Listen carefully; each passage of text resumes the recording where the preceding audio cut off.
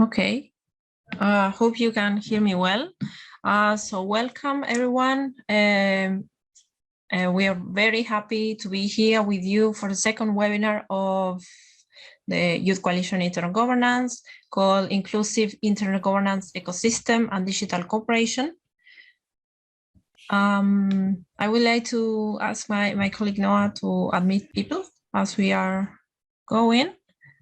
Please remember to keep your microphone muted.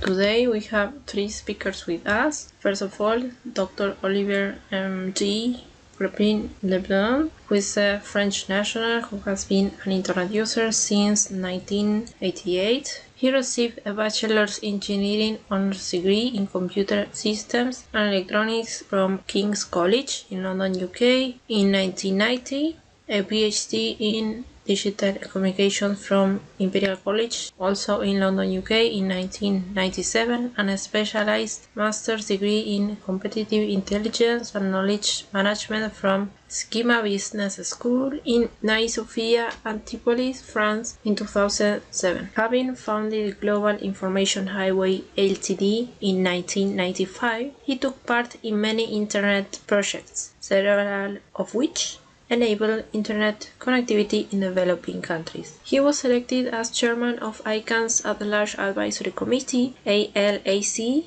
in December 2010, renewed for 4 continuous years. Through serving the at-large community, he has gained a unique practical experience in an operational multi-stakeholder policymaking environment, finding and building consensus at grassroots level. Then he became Vice Chair in 2015 and was Chair of the European At-Large Organization EuroALO until November 2019. He attended NetMundial in April 2014, wearing both the hats of his ICANN At-Large community, but also as co-chair of ICANN's Cross-Community Working Group on Internet Governance, now renamed the Internet Governance Engagement Group. Since 2018, he serves as the co-chair of the At-Large Consolidated Policy Working Group. He has also represented his community in Internet Governance Forums, IGFs, since 2010.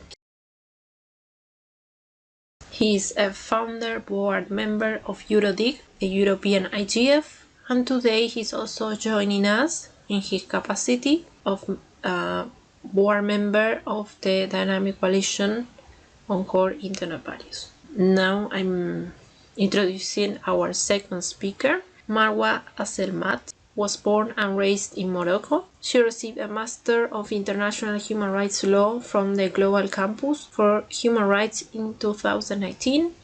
As Policy Advocacy Coordinator at Association for Progressive Communication, APC, Marwa is responsible for incorporating information and communications technology into APC's policy and advocacy strategies and coordinating with feminist movements and other constituencies to champion feminist internet towards social justice and environmental sustainability. Additionally, Marwa is a young expert on technology for health at Plan International Canada and vice chair at the Youth Anti-Slavery Movement.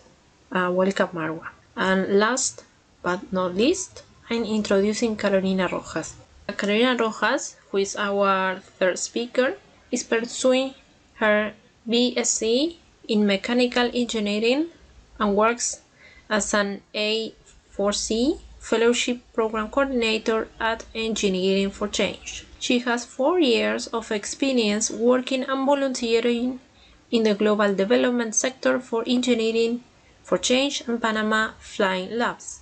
Carolina contributes to sustainable development efforts both through engineering and science policy. She is an advocate for the democratization of fabrication technologies and the use of robots for social good, and participates in science policy efforts in Latin America. She is currently involved in projects that aim to create bridges between people and manufacturing technologies to strengthen the capacity of vulnerable communities in Panama to develop local solutions to waste challenges by creating eco-products and green entrepreneurship initiatives. Carolina also serves as technology focal point for the major group for children and youth, public policy liaison for IEEE entrepreneurship, and as a member of the board of directors of Bridges for Science, Latin America initiative focused on bridging policy and science with the goal of promoting evidence-based policymaking. Her ultimate goal as a professional is to develop projects where access to appropriate technology is considered a catalyst for the socio-economic growth of communities and especially of people living in poverty. Welcome, Carolina and Oliver. It's a pleasure to have you here with us.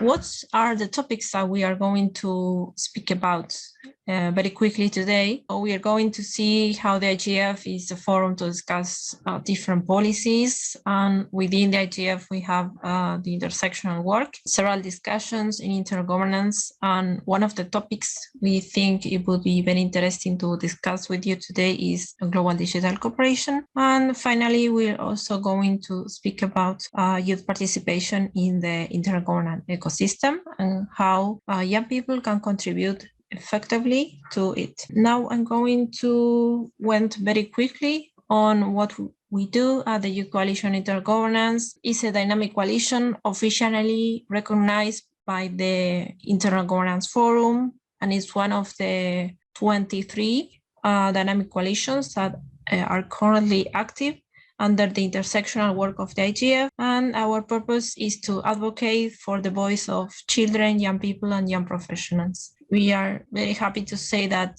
our coalition has been active since 2010 and is a space where young people can discuss and also learn about different internet related issues. Now I'm going to give the floor to Oliver.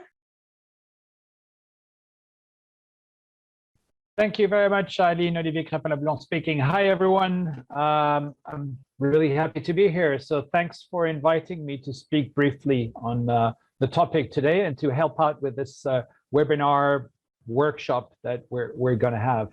I'm going to speak to you about the core internet values very briefly, actually, and then how we're going to move forward from this. The internet in itself was designed around a certain set of constant technical ways which were put together in the very early days and which made the internet what it is today and how it operated today. We in the Dynamic Coalition on Core Internet Values call them core internet values. They can be called internet invariants. I know the Internet Society calls them internet invariants. Others call them by other names. But we've identified a small number of values and of technical values that are absolutely important for the internet to work as it works. First, it's a global network, and that's one of the points in itself. It's free and open. Free as in not free in doesn't cost anything, but free in that you're free to join it. I mean, you should be free to join it. You should be able to join it, and there's no barrier to joining it apart from going through some internet service provider of some sort. It's open, so any service that you are looking to provide on the internet, you should be able to provide. It's interoperable because it's a network of networks. It's not just a single network. It's many different networks that are interconnected together. And that makes it decentralized. And so there is no centralized control except for its addressing parameters. Because of course, if you don't have a centralized control of addressing, which is what we call the DNS, with this whole pyramid of names, then when you go and type in a website or an email address, if you don't have that single addressing scheme, you're not going to be able to get to the place that you want to get, because you'll get different answers depending on where you are. So that is the single point, I guess you could say, of centralization, but everything else is decentralized. So every network is run in the way that it is run locally. Some are run in a more closed way, some in a more open way. It's end-to-end, so there is no, and I mean, originally there was no filtering and you could put any type of traffic in there and get any type of traffic back. Of course, some of these core internet values are somehow changed with time, and you do find an increasing number of places that have some kind of filtering for some types of traffic. But one of the important things is that it needs to be user-centric, and so we believe in the coalition that the filtering and the all of the anything that goes in between the end user and the other end user at the other end of the line should be the same. I think you need to go one back, please. Now, I'm not controlling the slide. There you go. Yeah. And then it's robust and reliable. And the reason why it's robust and reliable is because there is an interconnection of these networks. There's not just a single point of connection between A and B. There is a mesh that goes all across the world from A to B. And so if a link fails in one direction or some connection fails, then it has a backup. And there's a backup to the backup, et cetera, et cetera. And that's why it's been so popular, because it's been able to continue working with all sorts of problems across the world, and it's still been pretty reliable for most of it. So that's what as far as the internet is concerned and the internet core principles are concerned, that's what it is. Of course, let's go to the next slide, please.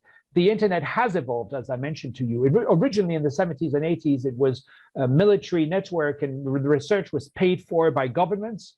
Then it became, thanks of course to the wonderful invention of the World Wide Web by Tim Berners-Lee, it became something much more open to people, for people to use, and businesses very quickly picked up the ball, and you ended up with a very fierce global competition of services with a winner-takes-all scenario often that you could find. You had dozens of search engines to start with, and now it's all gone to a very narrow number of them.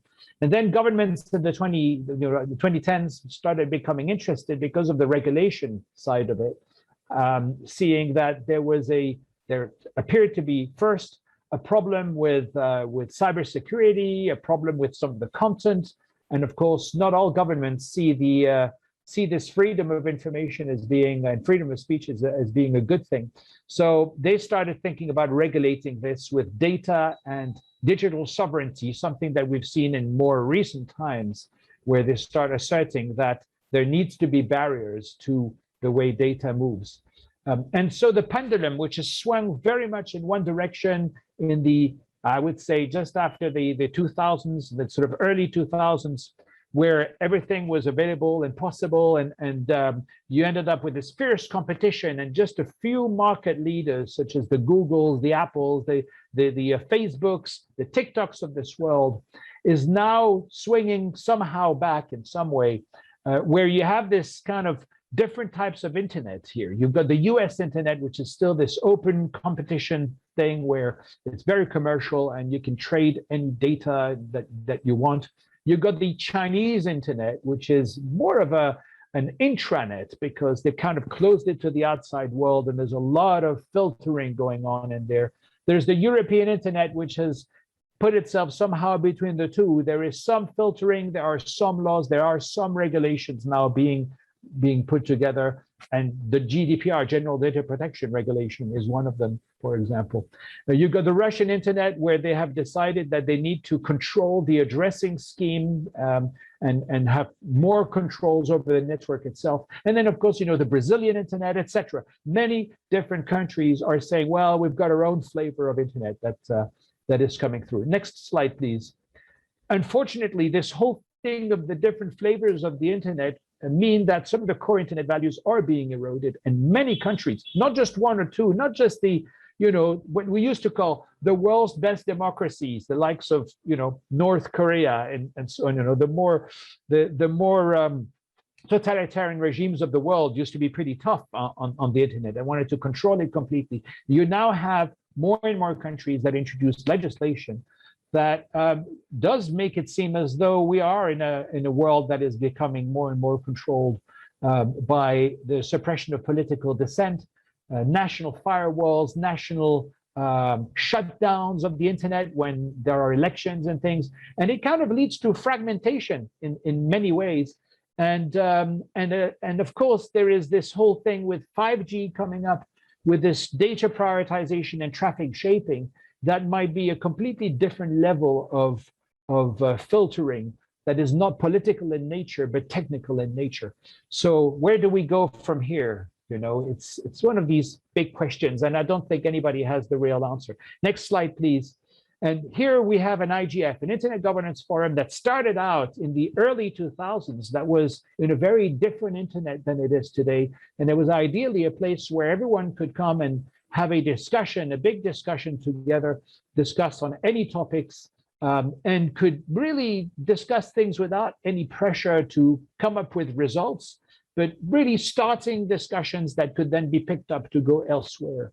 And indeed, many processors started out at IGF, and then you know, in a workshop and so on, and then people came together and they put together a group. Some of them were treated in best practice forums, some of them came together in dynamic coalitions, some of it happened totally outside the IGF.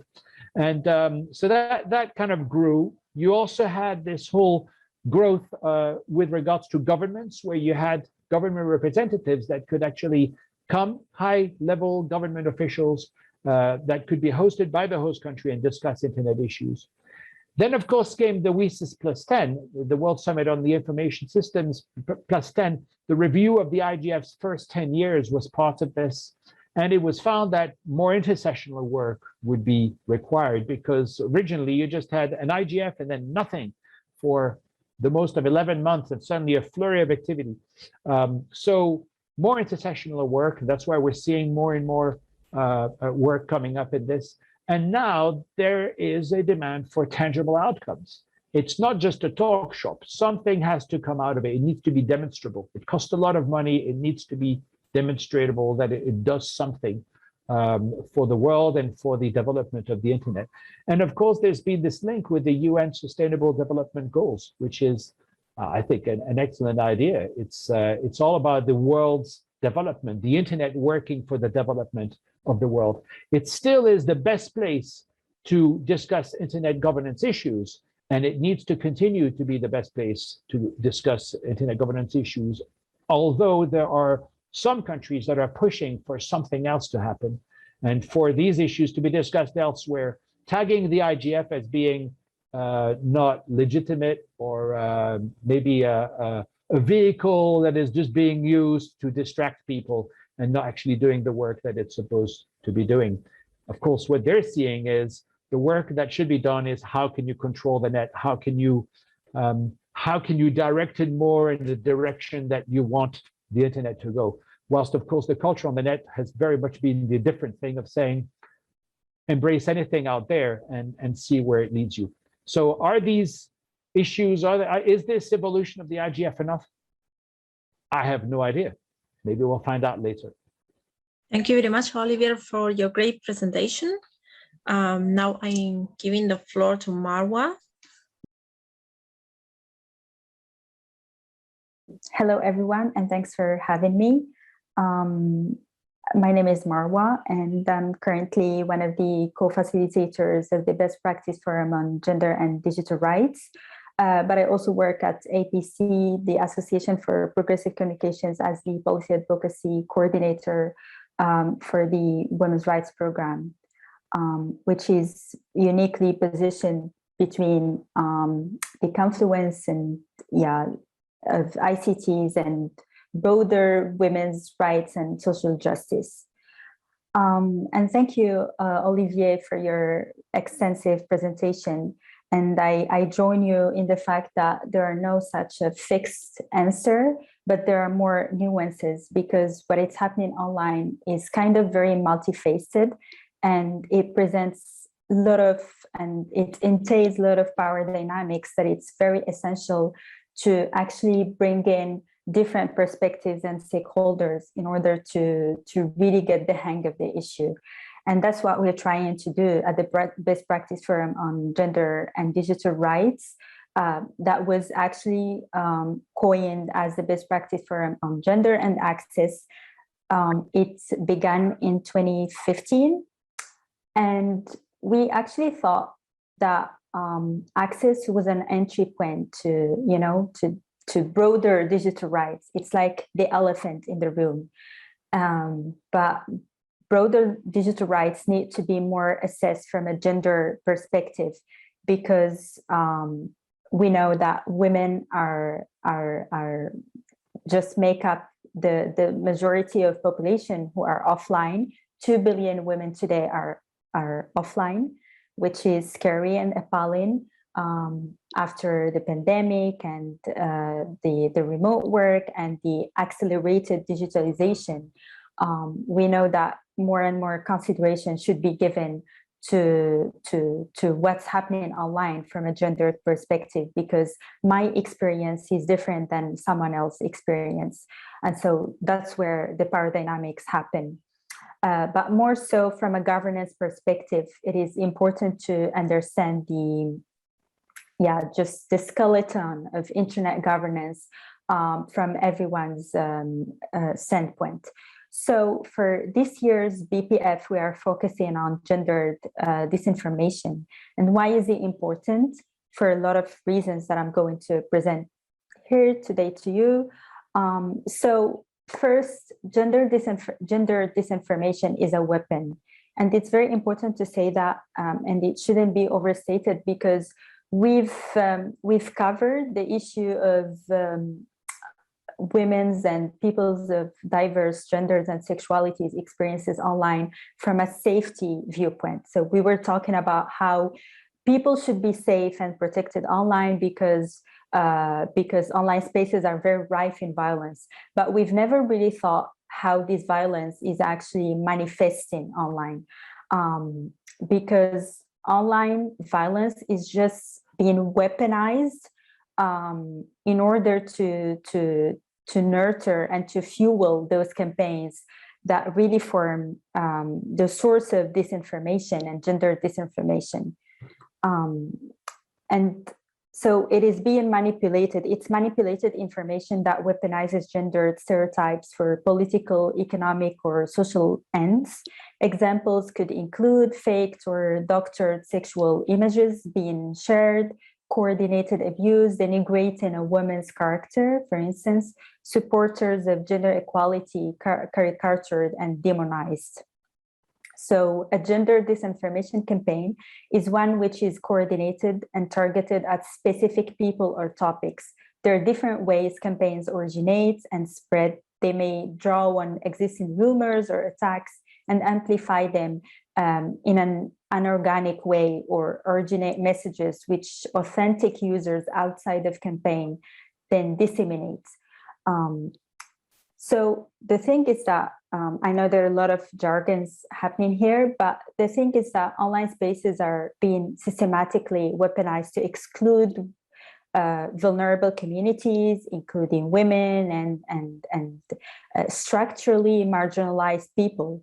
But what is really striking about gender disinformation is that those attacks, they specifically use hateful language, rumor, and gender stereotypes, which combine personal attacks with political motivations, making online spaces dangerous places for women to speak out. And this is where the dichotomy between gender disinformation and online violence happen, because we think of it as a simple violence, but it's more so a personal attack with political motivation, either stay aligned or more led by what we call anti-rights actor. But of course, these definitions are very rooted to context. Someone who's an anti-right in a context could be pro-right in another context, and I really want to emphasize that. So we actually try to establish case studies on different people and different settings. For instance, journalists, human rights defenders, but also political leaders. And what we found in common is that first, gender disinformation is being shared by state-aligned actors online, though it reaches much broader audiences. The second finding is that the way in which gender disinformation spreads across a network varies hugely according to context. And it could be, for instance, really more spread across Facebook in North Africa, where it's mainly used, or across Twitter, for instance, in the Middle East, where it's much more used. But the themes of gender disinformation, the rules that it follows, are often broadly consistent. And the vernacular language that it uses is very similar, but it just has some kind of layers of vulnerability and scalability to it. The other finding is that gender disinformation is very parasitic on news events, existing rumors, and underlying social stereotypes, and seeks to reshape the terms of political discourse in a way that harms women. And I'm sure that you may have bumped into, for instance, during the pandemic, bumped into some memes that would just make some caricature of women political leaders, ministers, or just who are leading the response against the COVID pandemic in a way that it pushes to change and to alter the terms of political discourse. The other finding is that gender disinformation plays on existing tropes.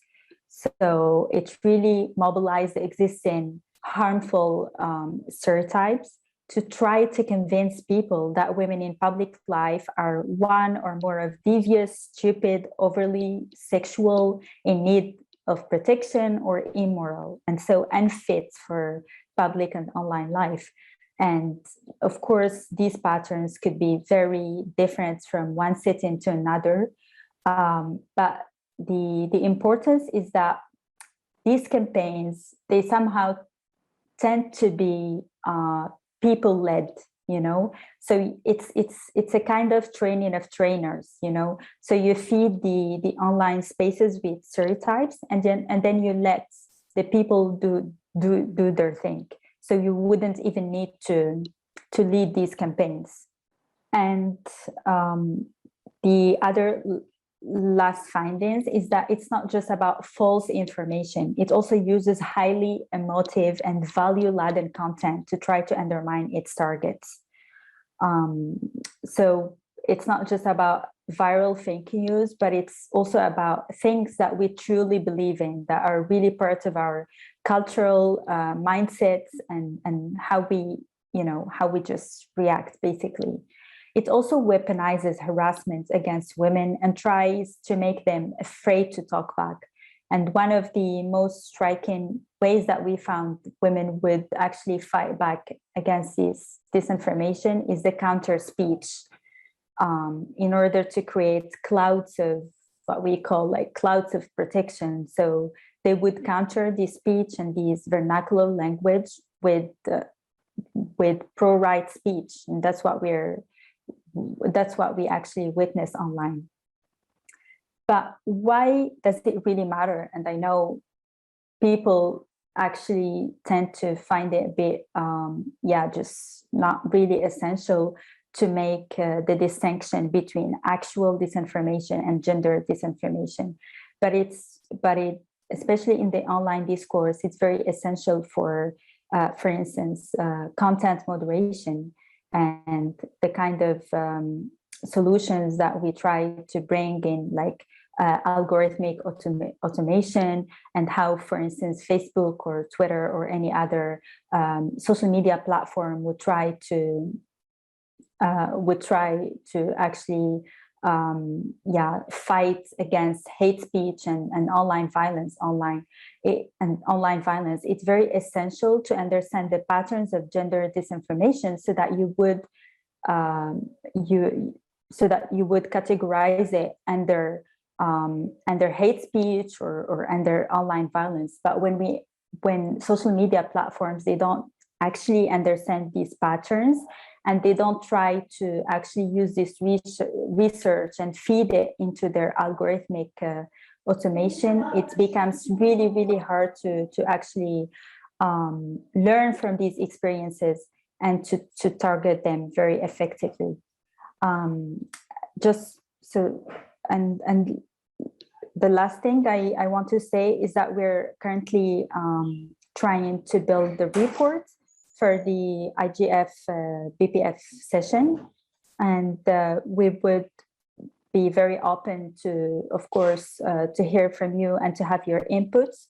So we would just have the outline for the whole thing, and if you have any case study to share, any any personal experience or anything, we would be very much keen on hearing you. And I think that's it for me. Thank you. Thank you very much, Marwa, for the wonderful presentation. Now I'm giving the floor to Carolina, whenever you want.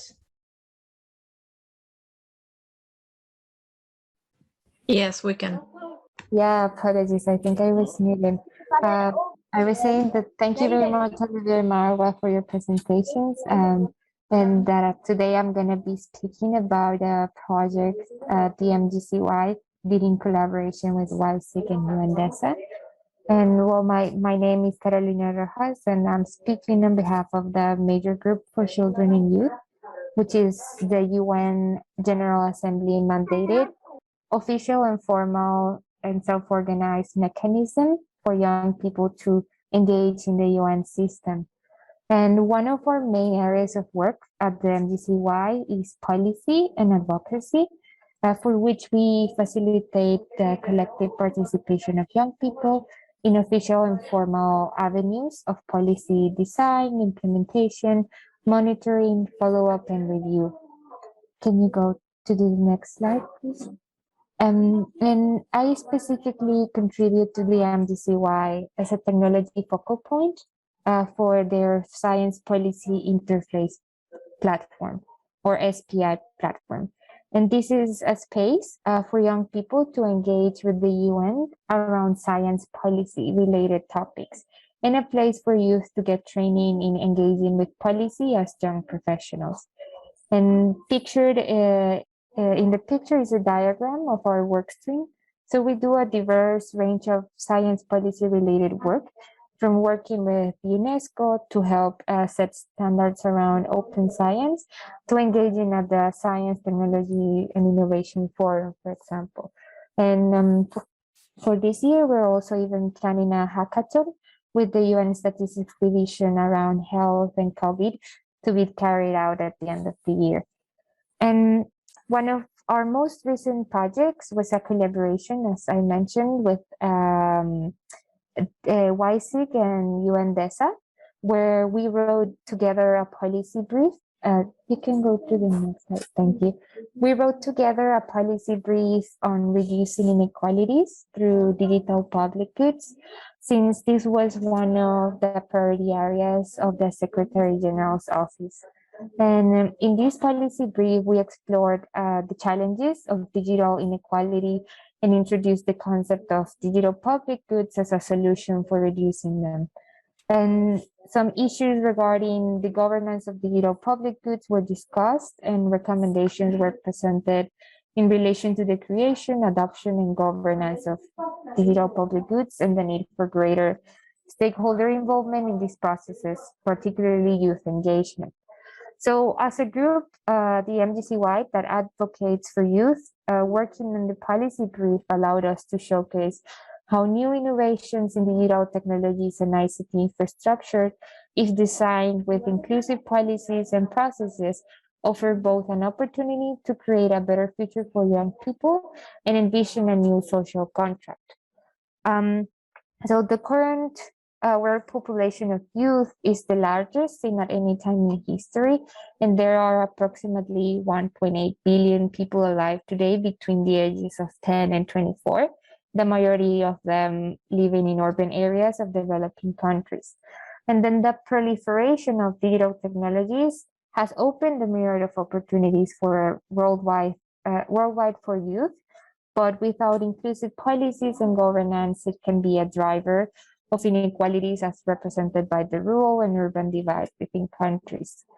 So to drive this change, as many of you might know, the UN Secretary General's Roadmap for Digital Cooperation gives a series of recommendations for international digital cooperation, stressing particularly an inclusive digital economy and society, while utilizing new technologies to accelerate the SDGs and reduce inequalities. So we recognize that through our project with the policy brief, that there are three main sources of inequality that affect youth that can use digital cooperation as a catalyst to drive change. So they are opportunities for sociability through digital public goods, opportunities for education, and opportunities for social development. And our young population today is an interconnected one, and access to digital technologies and digital literacy are key components of young people's social development. And additionally, as it is also widely recognized, the internet can play a role as an enhancer of human rights and improve the quality of education in many ways by opening the access to information, knowledge, and providing opportunities for learning and future development. And as it was explored in the report presented by the panel on digital cooperation, there were like five key recommendations for optimizing the use of digital technologies and mitigating the risks. And one of them includes fostering global digital cooperation. In our policy brief, we explore the role of global digital cooperation, but focusing particularly on its role on digital public goods and their governance. And maybe just to set the basis for our understanding, we refer to these digital public goods, or DPGs, as open source software, open data, open artificial intelligence models, open standards, and open content that adhere to privacy and other applicable international and domestic laws, standards and best practices, and do no harm. So DPGs are solving aspects of the digital divide, and their benefits lay in their ability to promote a network effect, be low cost, scalable, and open to a multitude of stakeholders, both private and public, and in our case, particularly for young people. The successful implementation of open and inclusive DPGs pushes us towards a new social contract and fulfillment of the SDGs, in part by enabling greater digital access to young people, especially those impacted by the digital divide, like women, young girls, and the LGBTQ community. However, there are still various obstacles that hinder a wide scale for the DPGs. One global challenge is a governance structure, and without a proper governance structures of DPGs, ensuring complete transparency, accountability, and inclusivity is constrained. And digital commons, public data pools, open source softwares, and digital platforms should allow the participation of diverse adoption and familiarity. And for youth to cooperate within the ecosystem of DPGs, the barriers exposed previously related to digital divide and the digital inequality need to be addressed, but also avenues of engagement for our young population and marginalized groups need to be enhanced. So the following are a number of our recommendations from the policy brief suggested in order to promote a global digital commons ecosystems and reduce digital inequalities for youth. So the first one that we would like to point out is the need for increased capacity building among marginalized peoples around how to use digital technologies effectively. So promoting digital skills and digital literacy, particularly among population groups at greatest risk of structural inequalities, must be emphasized. And youth capacity building is essential in order to adequately prepare young people to take part in the process and equip them with the necessary skills to effectively engage and advocate for digital equality. Additionally, governance must be multilateral and multisectoral in order to ensure that the variety of perspectives, approaches, and agendas are represented. Similarly, national digital transformation strategies should support and prioritize the development and deployment of DPGs that are deemed highly adaptable or else with a proven potential to address local specific priorities. Engagement from key stakeholders such as youth groups and academia should be sought to determine which DPGs might be best suited for these purposes. So initiatives should therefore attempt to engage young people through the co-production of digital products and initiatives, as well in the governance of these products. And finally, coordination between UN agencies and youth initiatives related to digital technology is necessary to both avoid redundancy in work streams and to increase the impact of any initiative started in this space. Coordination would ensure that diverse perspectives are incorporated into the decision-making process. Thus, it would be useful to create an interagency space with young people engaged in issues related to science policy, including digital technologies.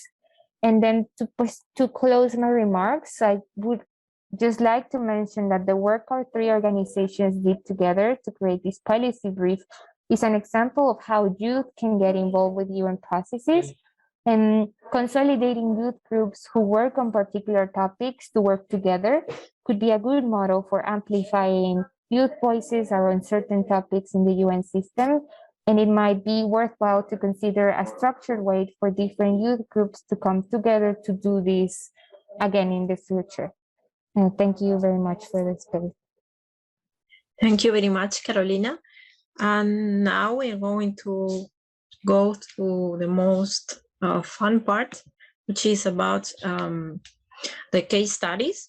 So what you're going to do as participant in the case study, the different speakers that you have been listening today will tell you the background of a case study, which you will have to read carefully and try to get to the goal that is, maybe creating a bullet point list or creating some short text. You have to see depending on the group you were assigned, and you have to brainstorm together with the facilitators who will be assisting you on this task. And now I'm going to start the breakout rooms. Yeah, get ready.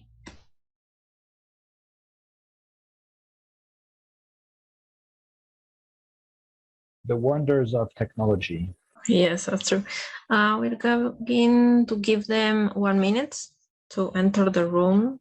I think you can share screen, or I can do it as you prefer. I can certainly share screen.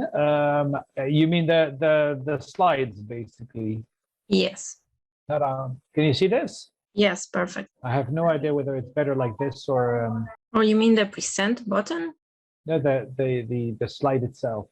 Oh yeah, this is the one. Present to view. Maybe this would work. I don't know. All right. So for anyone who's on the call at the moment, we're just waiting for everyone to join. Hello. Please, just use the view tab. You'll see a menu in the view. It's good, yeah. Not sure how many people we're supposed to have in today's. Let's see. Let's try at least one person who is representing United States, one Russia, and then one person from Global South. So I guess the question I have to ask is, I guess everyone's read through the notes already, or do we have to read through them? Because there's quite a number of pages there. What we can do is just you read the background, and then we see who wants to take the representation of these countries. Yeah. And then that person reads the slides. Okay, so I'm not going to read the whole paragraphs as they are because it's a lot of text, but the gist of the exercise here is that you're all part of the United Nations Assembly, you're representatives from your country, and you have the requirement for finalizing a draft of a resolution which is being introduced to the representatives, and the topic itself is related to the principles and the values of the internet. And so your job, I guess, here is to review the draft and come up with a final draft to be approved by the UN Secretary General. There needs to be 5 key principles and 5 core values. I haven't given much of an example of what's the difference between the principles and the core values. My interpretation is that the core values are very technical in scope, so they just deal with the technology and you've heard my presentation here. It's all about technical values, technical points that make the internet what it is. The principles are, I guess, have a more it's not a wider scope, but they certainly have a more societal scope. The likes of the rights and social justice, accessibility, expression, privacy, data protection, freedom of speech, these. And in fact, the Internet Rights and Principles Coalition has done some amazing work in this field as well. So that's another dynamic coalition that's done some amazing work in this, in coming up with a document that lists those Internet rights and principles.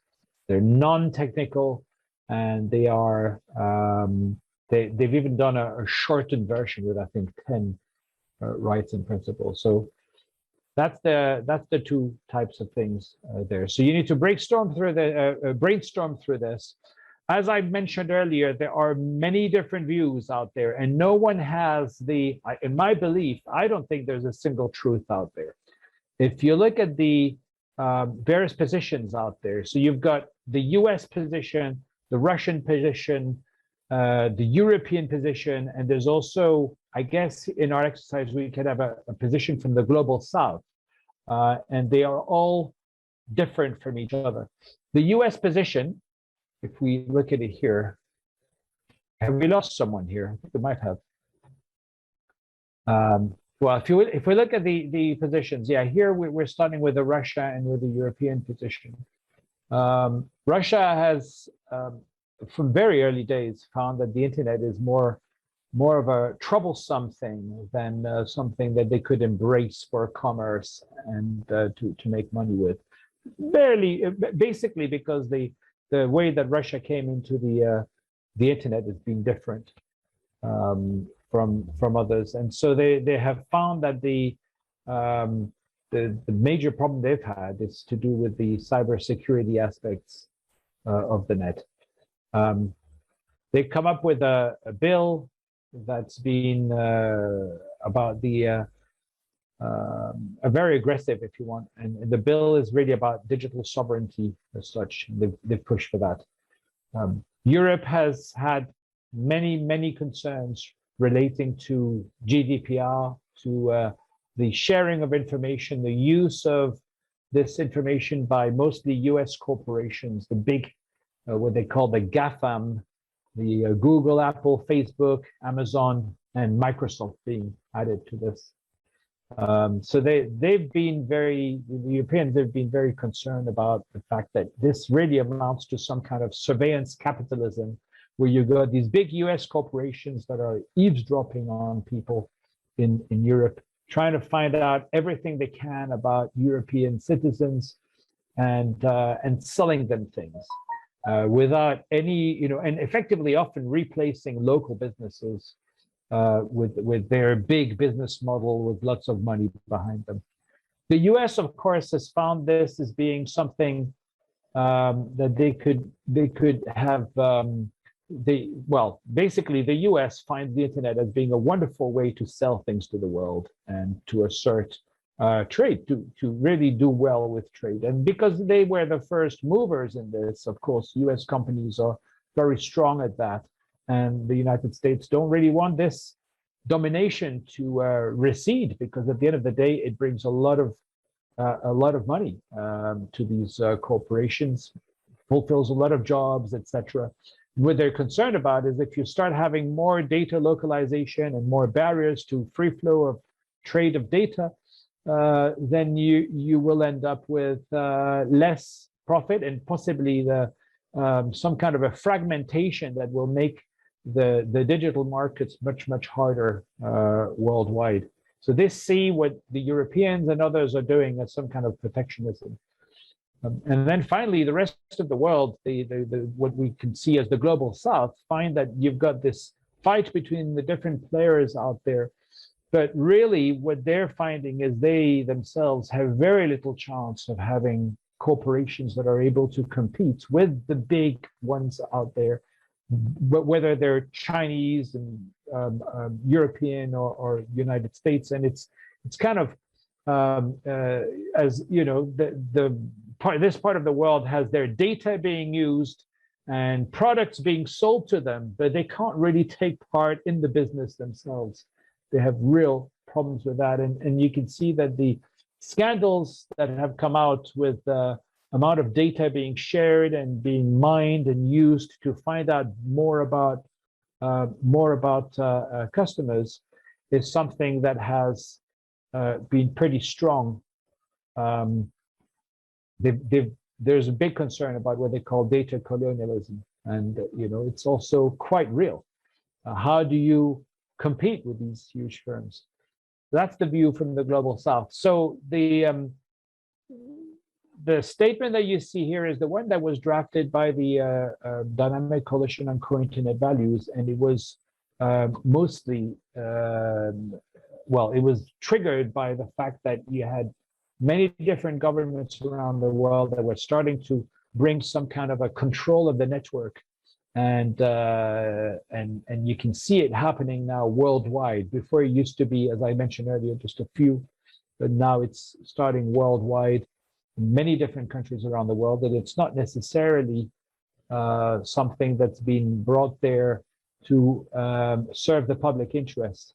So these are the points that were made. And several dynamic coalitions signed up to it. Some didn't because they were concerned about the political dimension of such a statement.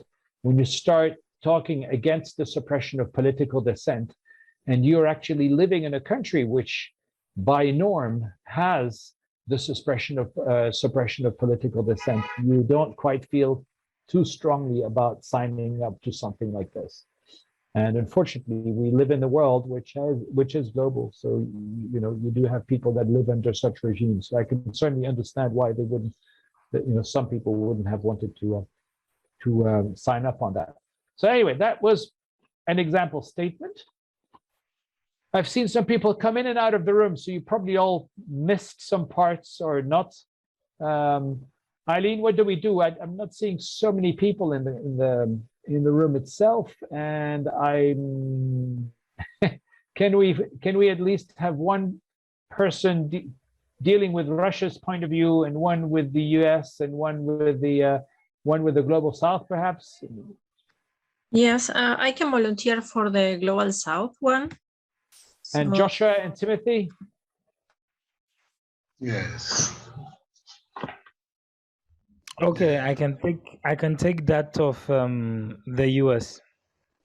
US, okay. So Joshua's going to be the US, and Timothy, you've got the choice between Europe and Russia.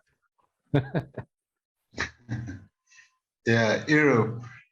Europe, okay, fine. Europe. I'll be Russia. You're all a bunch of terrible imperialists. What can I say? So anyway, so here's the thing. Looking back, so this is the short version of the resolution as it was started. And the way that resolutions are drafted, it's like a standard format. And so you've got the list of countries that are involved in the resolution, and then in drafting resolution, and then you've got, it always starts UN General Assembly, and the whole different things, reaffirming this, recalling that, acknowledging this, requesting that, all of the different points, saying, given those different points that we are taking into account, then this is what we propose. And so the point here is to propose 5 principles and 5 core internet values, bearing in mind that some of these principles and some of these core internet values are harder to get all of the different countries to agree to. So how would you like to start? I guess as Russia often makes some proposals. And as Russia, I should certainly say that as far as the internet is concerned, it should be robust and reliable. We are absolutely of this view, but we also believe that the internet should not be just an open, free-for-all type thing. So we would definitely be against the point of having a free and open internet. We don't believe that it means anything. That's the points on the core internet values, and on the principles. We believe in the principle of safety. So who wishes to come up next on this? Okay, so I must confess, I just joined the meeting and I was brought to the breakout session. So if you can go a little bit to the US bit. So let's have a look at the US. There you go. So that's the US, and the United States believes in a very open internet, pretty much like what it's been so far, which is a network that allows for any type of traffic, any type of business. I was going to say as long as it's American, but no, it's not as long as it's American. But obviously, a lot of US businesses have benefited from this and are very strong today, and they should continue to be able to operate the way that they have. And a lot of these businesses offer free services that benefit millions of people around the world. And the only way to benefit these millions of people around the world is to have services that are free and paid for by advertising and more information about the customers. It doesn't hurt anyone to give their data out. It's just a case of if you want something, you need to give something. Does that help? Or have we dropped? Maybe I can suggest that on behalf of the Global South, that one of the principles could be the data is open and accessible from any part of the world as a starting point. I guess Russia won't agree. But well, Depends what you mean by depends. As wearing my Russian hat, it depends what you mean by the data being open. There needs to be control on the data. Enoch. So can I step in here and then make an argument? Of course, the data needs to be controlled so that we are able to subject whoever has that data to accountability. But then that also means that with the US being a propounder of democracy and free and fair services, that also means that there has to be a level of choice that the beneficiaries of these internet services, as we say, have. So I can say that going from the fact that before we used to have this take it or leave it service, that when you give your data out, you can access this service. Now we can have a package and say, if you are comfortable to give all of your data, you are able to access this standard or premium service. But if you are not comfortable with giving all of your data, but some of your data, then you can access a certain package of service. I think that will serve us. Then with the control bit, we have a proxy that everyone can then link into to access that data. And these people can be tracked to see how they are using the data, whether for good or for bad, and brought to accountability. So does that serve Russia too as well? And who are you speaking as? I'm speaking as the US. As the US? Goodness. Yeah. It's an interesting way to look forward, but I need to think about this for the time being. It'd be interesting to hear from other regions what they think about it.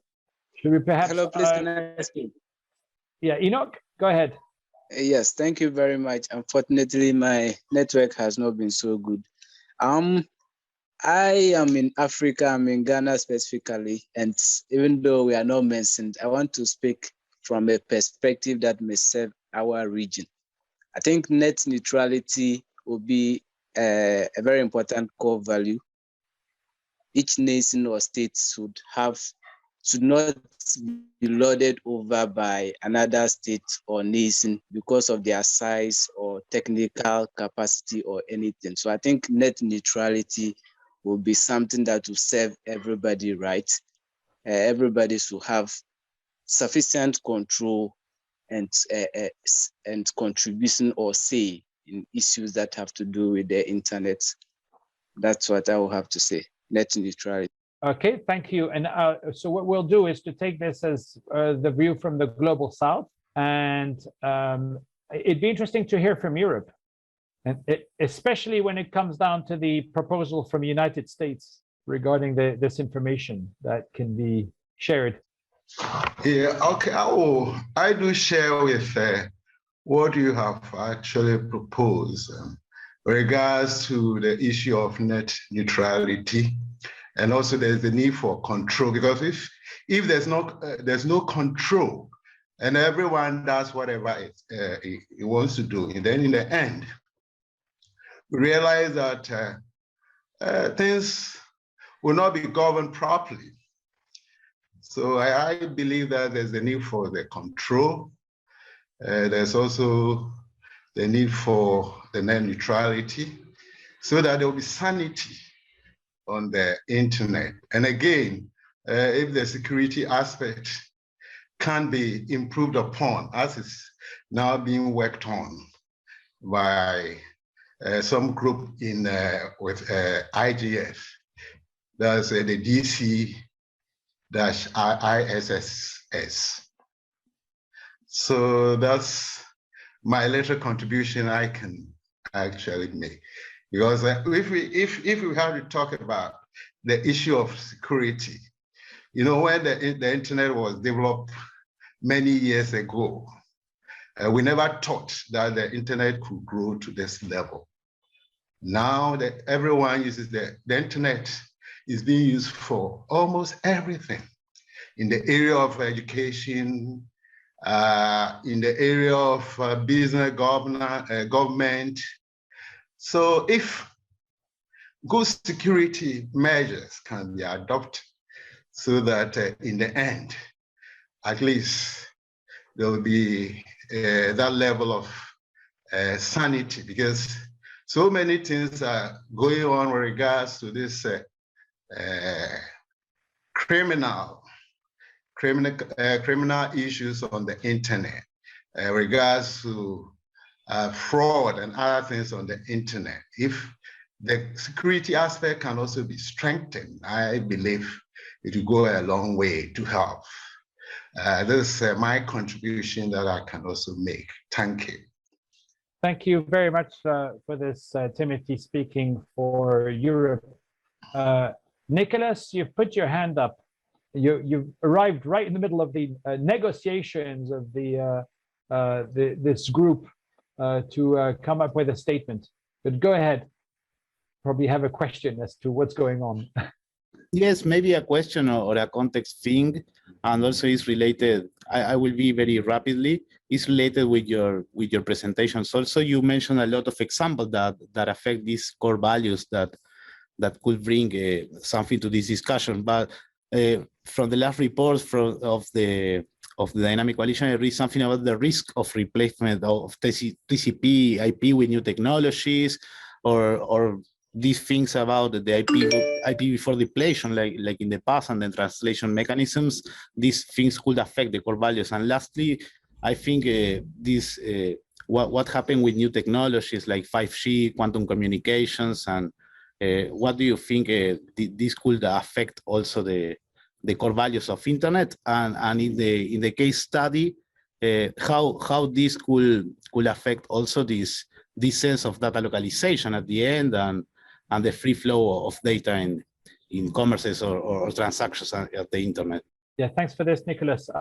That's out of the context of what of the exercise that we're doing at the moment, but we did have an intersessional meeting. It was discussed by a panel. When you talked about here, it was discussed by a panel. I can't remember if it was our intersessional meeting, and I'm talking here for the coalition. in August, in June at Eurodig, or whether it was at the last IGF. I'll check it up and come back to you afterwards. I'll just drop you a note or something afterwards. So coming back to our resolution here, Eileen, did you wish to speak also push for a view from the Global South as well? Because I've noted that we've now lost our colleague from the Global South again. Oh, sorry about that. Yes, I think we can start writing at least some ideas, some points that we agree.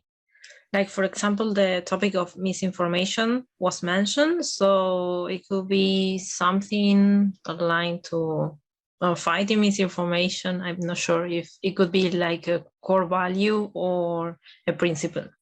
So, well, so far, and I've just written a few things here on my screen. I've heard, I'm wearing two hats, by the way, in case you're confused here. So speaking as the chair and not speaking as the representative of Russia. I am seeing net neutrality being supported by Africa, so by the Global South, and I put Africa because originally we spoke originally from Ghana, but by Africa and Europe. Robust and reliable core value being supported by Russia. Free information, freedom of information being supported by the US, and control of the net being supported by Europe and Russia. And in the principles, security being supported by Europe and Russia, and disinformation, or the fight against disinformation being supported by the Global South. But that doesn't make for a full set of core values and a full set of principles. We need 5 and 5. And can everyone, or all the countries present at the table, able to, are they okay with what's currently listed? I just went off and came back again. Can you please repeat that? United States, yes. I'm saying, so currently we have 4 listed core internet values in this proposal. We've got net neutrality, which is proposed by Africa and Europe. We've got the robustness and the reliability of the network being proposed by Russia. The freedom of information were proposed, or freedom of no filtering, etc., proposed by USA, and the better control of the internet being proposed by Europe and Russia. And in the principles, we have security that's being proposed by Europe and Russia, and disinformation, the fight against disinformation that's proposed by the Global South. So the question is this something that at the moment is agreeable to all partners around the table? I think we have good points, and it could be agreements. Maybe if you share the screen of that slide, maybe in that way it could be helpful. Yeah, I try to write down, but you can correct. You can't write. Yeah, can they be? Oh, it's possible to write here. There we are. So, so the principles, Global South, yes. Neutrality, African Europe, robust and reliable, Russia, free information, and better control, Europe and Russia. Okay, that's what we have at the moment. As Russia, I find a real problem here regarding this freedom of information, because we believe that this freedom of information is actually freedom of disinformation. It's obvious, I'm wearing here Russian hat, it's obvious that this freedom of information is being used as the spread of fake news and of fake information that is something that we're very concerned about in Russia. However, from the Global South, we can say that the freedom of information can strengthen the democracies. Now I'm going to give the floor to Vinyak. The real problem for Russia. Can we also look at user privacy? Privacy would be on here. Sorry, who was it that spoke? Was it Timothy? Africa is also in support. Africa also supports, so Global South. Okay, can I come in? I think Russia also agrees with this. We definitely don't want. Is there anything else that we can agree to? I must say Russia has to. Russia is not happy with the freedom of information thing at the moment. I'm not sure if there's any other parts of the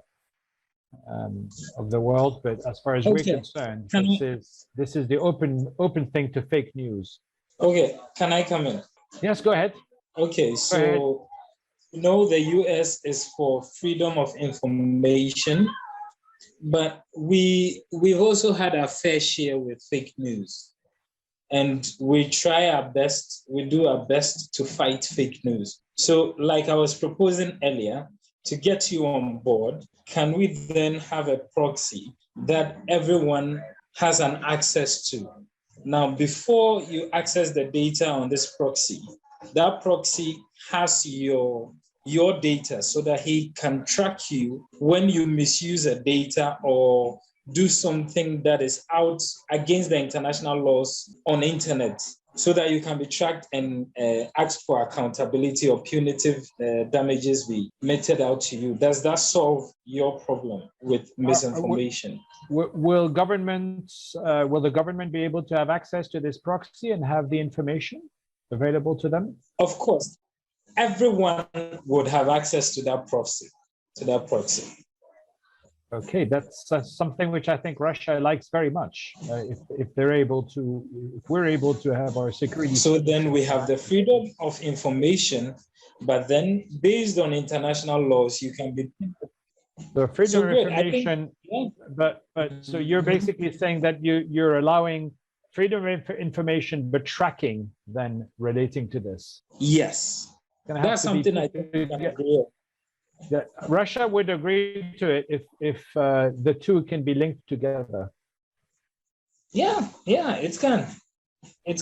So assume. Let me give you an example. I am free to say whatever I want to say on the internet, do whatever I want to do with data on the internet, but that is also subject to my obeying the laws that govern the use of what I say and what I do with information I find on the internet. Is that okay? I'm absolutely fine as Russia, but putting my other hat on, let's see what Europe and the global South think about this. Okay. Yeah. Okay. I think it's an appropriate standard. Yes, you have the freedom to access the information, but you are in a way controlled, because if you misbehave and you don't obey the international regulations, you just be removed.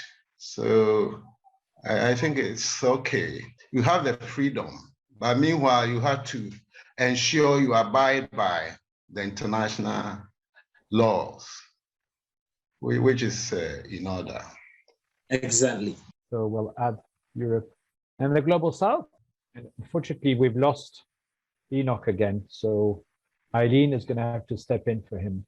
As global South, I want to mention another point that I think it wasn't mentioned before, which is the problem of data colonialism. That the data is kept in servers that are on the global north. For us, it's difficult to have our own data servers because of the weather conditions, and could be tricky for us in order to have an easier access to our own data. But I want to know your reaction. Well, Russia absolutely agrees. The data, we should be able to hold the data on our own servers, and there's no reason why the data should be on US servers. Okay. I'm seeing where this is going to. So can we create sovereign soil states, if I can put it that way? Sovereign soil states where Russia, Africa, each country can purchase property within the US, within the jurisdictions where this data is stored because of the climate conditions, where they can store their data. So in effect, that place becomes the property of the country that is storing the data there. Just much like how an embassy or a consulate works. Wearing the other hat, I don't know if that's legal. If that's legally possible. You're mentioning, yeah, I think, kind of a neutral zone on that, but that, yeah. I think that goes beyond the scope of this resolution, because one would have to engage some lawmakers to find out if it is possible worldwide to offer such a neutral space. I think it is. I mean, if we could do it with embassies and consulates, why not with data? Because then the physical governance space is what we are taking and transferring into the virtual governance space, right? Yeah. Because then I think if we are all to agree on something so that we get that one solution to push forward, I think that's something we should consider. It's something which the US is proposing, but as the representative of Russia, I have absolutely no faith at all that the US legal system will allow such a thing. I have noticed, in fact, on the many cases over and over again, local judges in the US that know nothing about the internet, that have created much damage, involving damage to Russian businesses because of their capitalistic, imperialistic ways of doing things, and of coming up with subpoenas that then put other businesses in danger, and certainly with no international dimension whatsoever. I can agree with you. We need to have some more discussions on this, but and I'm not supposed to laugh when I say this. Sorry, I'm a terrible diplomat. Don't worry. Me too. But look, we have less than 5 minutes now, and we're going to have to leave the breakout room. I think we've got 35 seconds. Are we all okay with what's on there at the moment? Yes. Security. Yes, I am. Yes. Yeah. So Yeah. I'll say that these were proposed by those, but are agreed by everyone. It's interesting because you'll notice that it's got the exact opposite points. So you've got privacy on one side, but tracking on the other, and that's exactly what happens often in these resolutions. Which is one that has.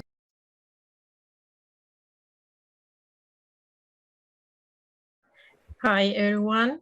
I think we are all back from the rooms. So now, after very interesting discussions, as I can imagine, we are going to give 2 or 3 minute stops to each facilitator to describe the basic items from your discussion. And you can share the screen, I think.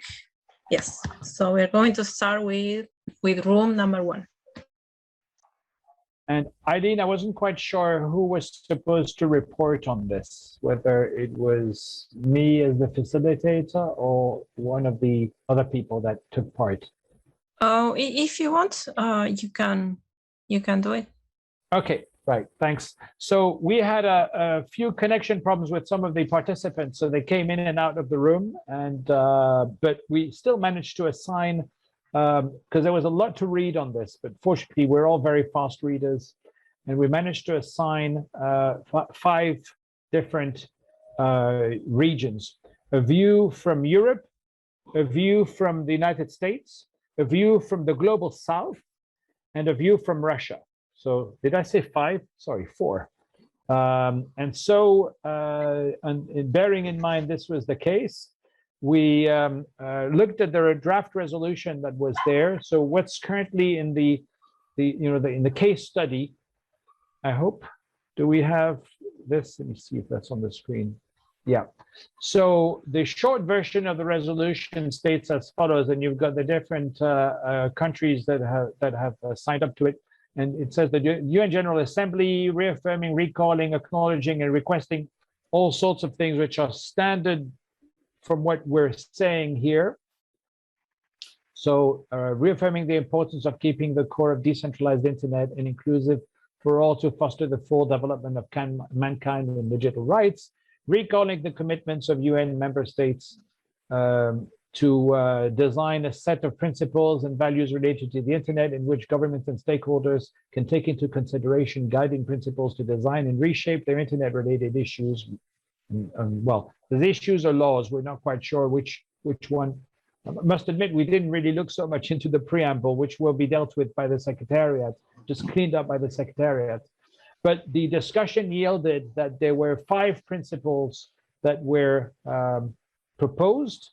And I think it's only 3 core internet values that were finally agreed to, because the discussions were a little difficult, should we say, challenging, should we say, sorry, not difficult. It was just challenging, as it sometimes is.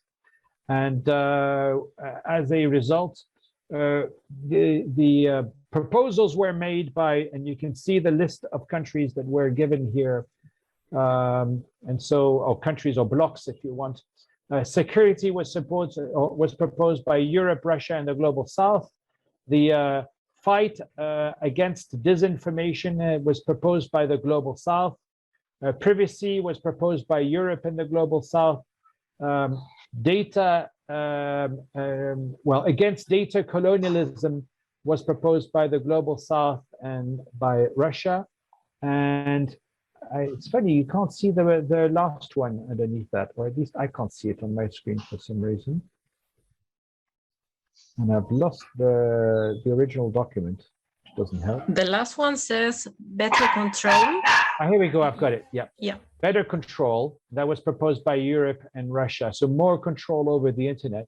And then the core internet values that were agreed were network neutrality proposed by Africa and Europe, robustness proposed by Russia, and freedom of information proposed by the USA, but linked to tracking as proposed by Russia and Europe. And it seems the discussions yielded a consensus from all countries that this is where we were, and we wouldn't be able to get any more than this at the moment. Thank you very much, Olivier.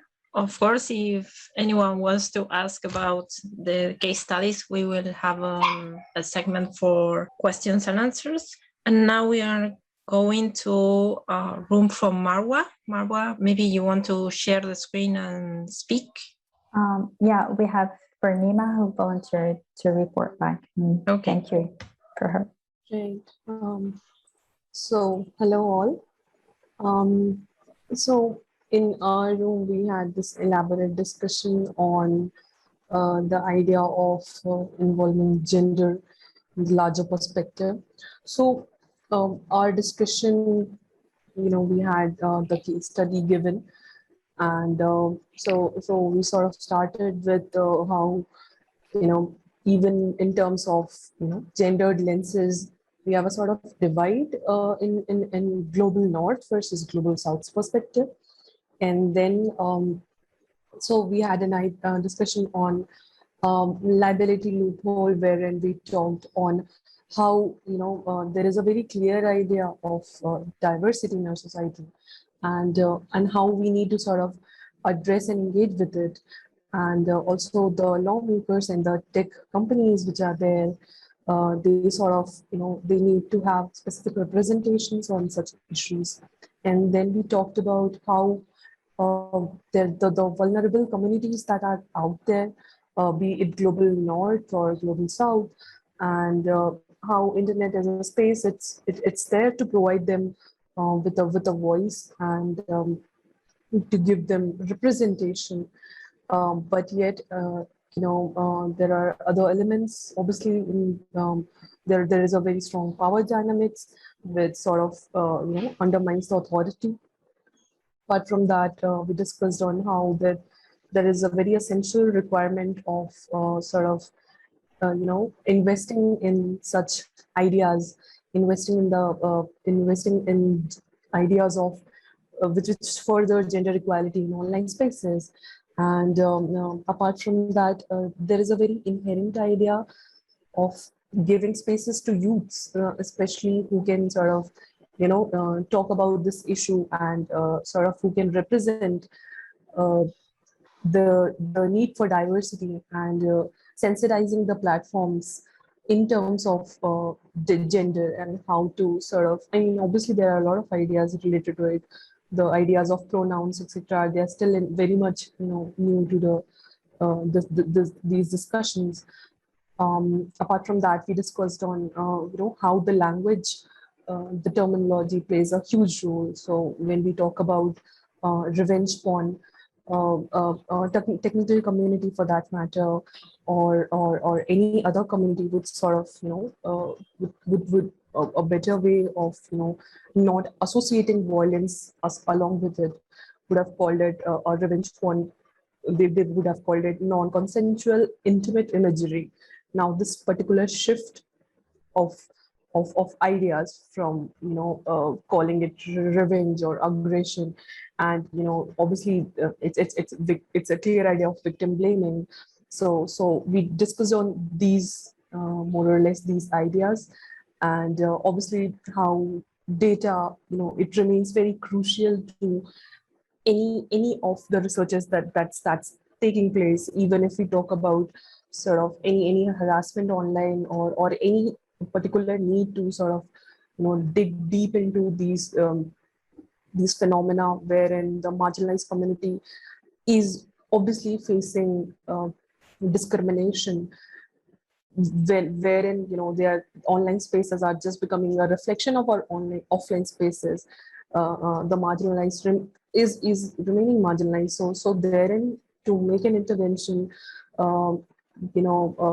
there is a lot of research that needs to take place, and this research obviously it should be concentrated in the intersectionality, which remains a very crucial idea, intersectionality, and that was more or less the gist of our discussion.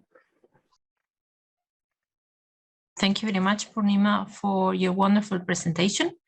Now I'm giving the floor to Carolina. Thank you very much. Let me share the screen. Can you see this slide? Yes, we can. Okay, so if we had very interesting discussions in our group, and our case study was related to youth participation within the roadmap on digital cooperation.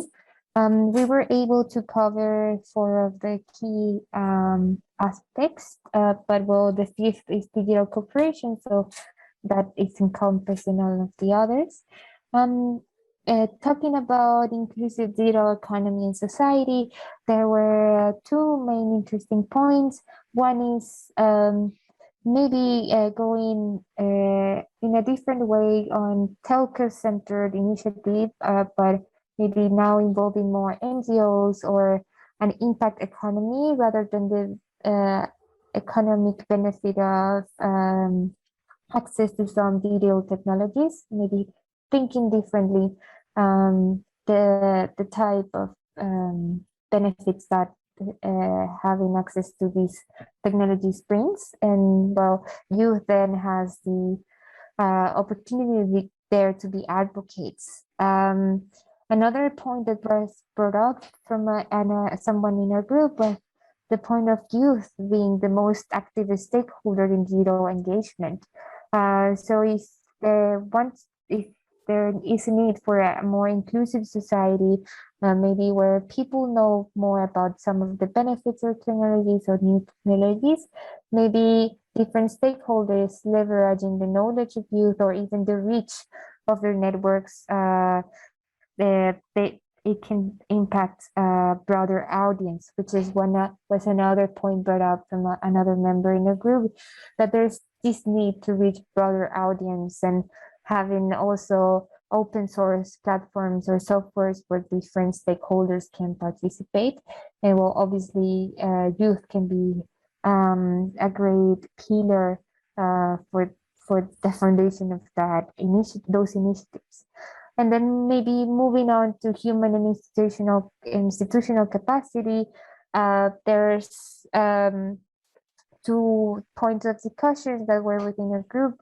One was youth-led centers or workshops or educational initiatives where they could be supported maybe by leaders from the scientific community or by experts in the sector, but they can be the enablers of human capacity development.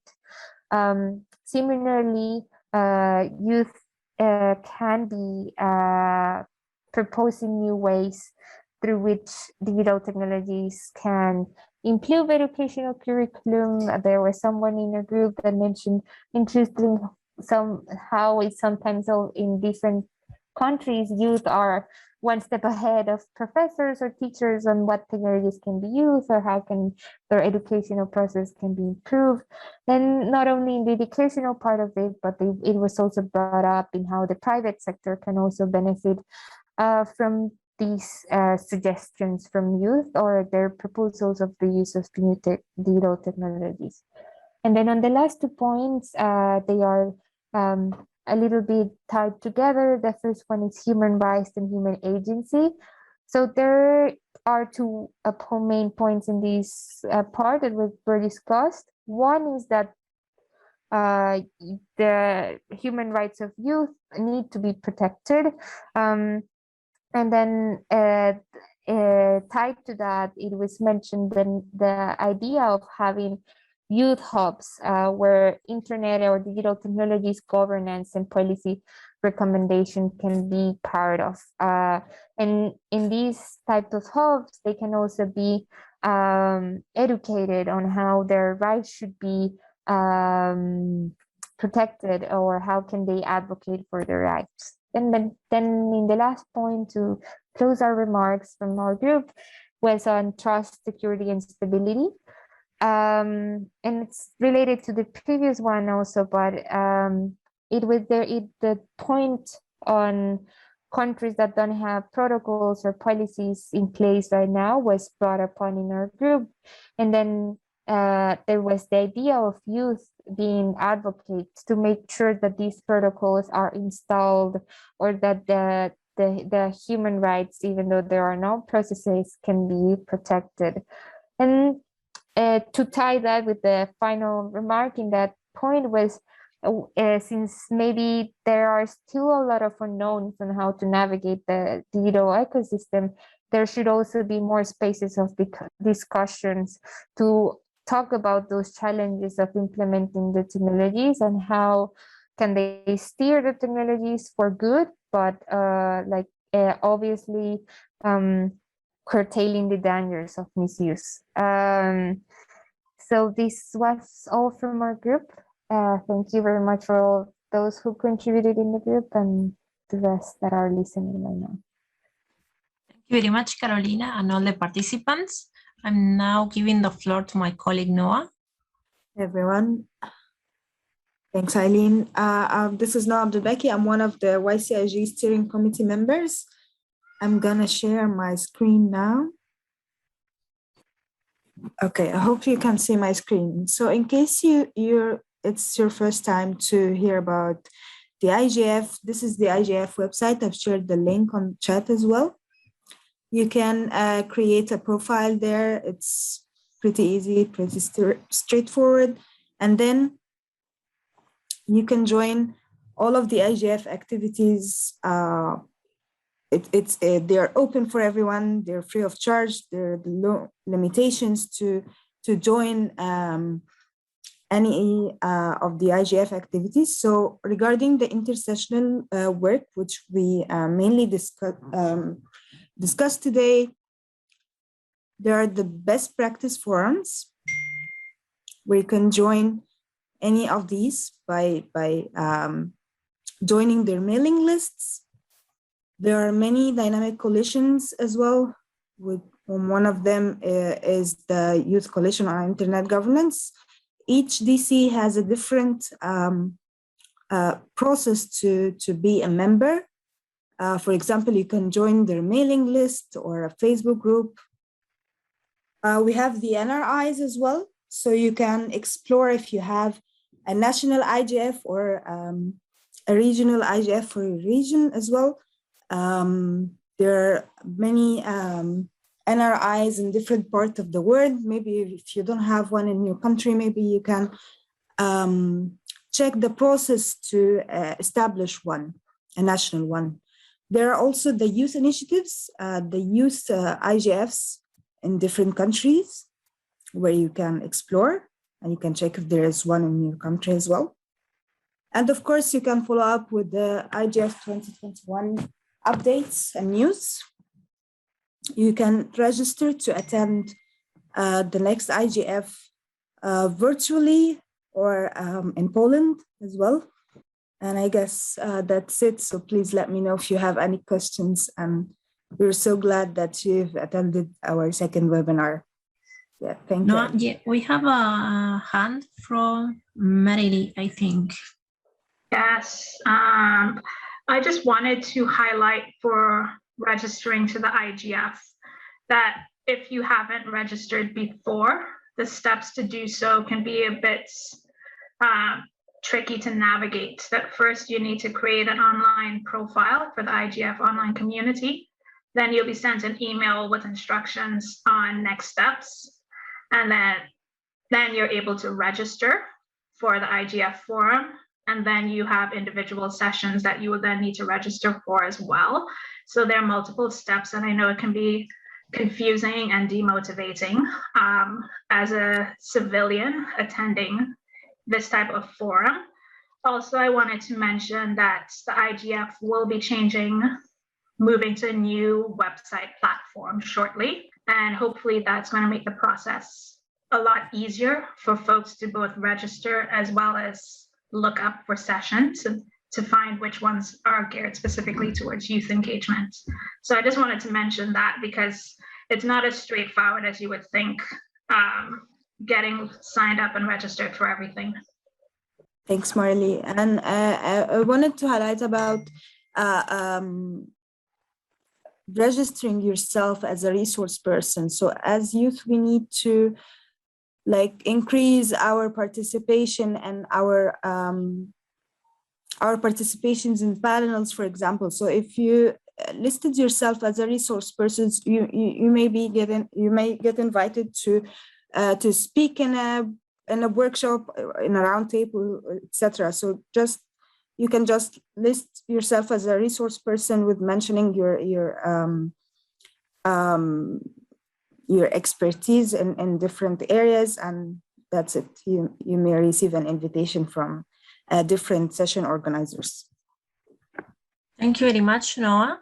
I just want to say quickly that we want to thank you for your participation. For us, it's very important because we are going to make a publication from the findings and all the working we have been doing today. And also, we will share with you the link of the first webinar in case you want to watch it. It's available on our YouTube channel. But in case you have any question, this is the moment, or we are closing the session. Of course, if you want to make questions after the webinar, you will be able to do that. And maybe Atif, you want to say something, or we are good? I think we are good to go, Eileen. Thank you for a very enlightening session, and I thoroughly enjoyed it. On behalf of YCIG as a steering committee member, I also would like to extend all the welcome and really thankful to all the panelists, all the erudite panelists, to Olivier, Marwa, and everyone who participated. So thank you so much for a great session. Thank you very much, Atif and Noah. And I think we are ready to go. So Thank you very much all. Enjoy the rest of the weekend. Okay, thank you very much. Thank you all. Bye-bye. Bye-bye. Bye-bye. Thank you.